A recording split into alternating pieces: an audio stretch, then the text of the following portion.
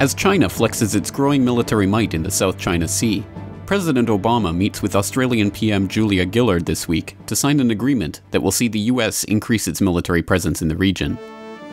This is Behind the Headlines on Global Research TV. President Obama flew from this weekend's APEC summit in Honolulu to Canberra, the Australian capital, to meet with Prime Minister Gillard on a range of bilateral issues. He is expected to give a speech on a deepening of the alliance between the two countries on Thursday, even as details begin to emerge about growing US-Australian military cooperation. Our U.S. Marines will begin rotating through Darwin for joint training and exercises. Our Air Force will rotate additional aircraft through more airfields in northern Australia. And these rotations, which are going to be taking place on Australian bases, will bring our militaries even closer and make them even more effective. Diplomatic sources indicate that the plan for an increased American military presence in the region, including a Marine task force of 2,500 troops, more ships and nuclear-powered submarines, and a greater number of joint military exercises, have been conveyed to the other Asia-Pacific powers, including China. The move comes as Secretary of State Clinton gave her own address to the APEC conference last weekend, stressing that the Asia-Pacific region is becoming the world's new center of gravity. It is becoming increasingly clear that in the 21st century, the world's strategic and economic center of gravity will be the Asia-Pacific, from the Indian subcontinent to the western shores of the Americas. Her remarks were interspersed with tough words for China regarding the valuation of its own currency. The increasing US military involvement in the region, combined with the tough talk on China's economy, served to highlight the growing turbulence in the region exemplified by China's own increasing military presence in the South China Sea. On Sunday, speaking at a regional defense forum in Singapore, China's Defense Minister Liang Guanglia claimed the recent flare-ups with Vietnam and the Philippines were now under control.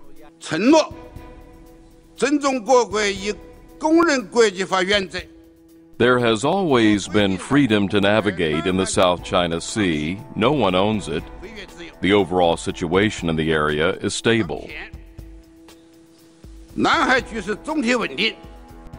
Pentagon officials are now warning of the early stages of a new Cold War-style era in US-China relations, with one military official telling the Washington Times that the Pentagon's new plan, known as the Air-Sea Battle Concept, is to China what the maritime strategy was to the Soviet Union.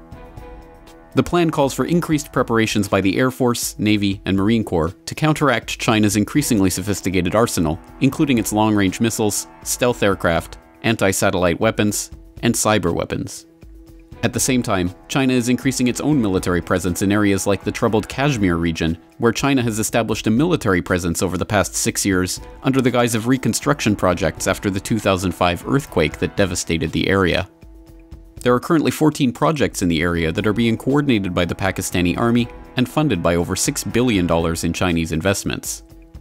Last week, Pakistan raised the specter of even further military integration with Beijing as Prime Minister Gillard met with the Chinese Premier and the Russian Prime Minister at the annual meeting of the Shanghai Cooperation Organization, a NATO counterbalance to which Pakistan is seeking membership.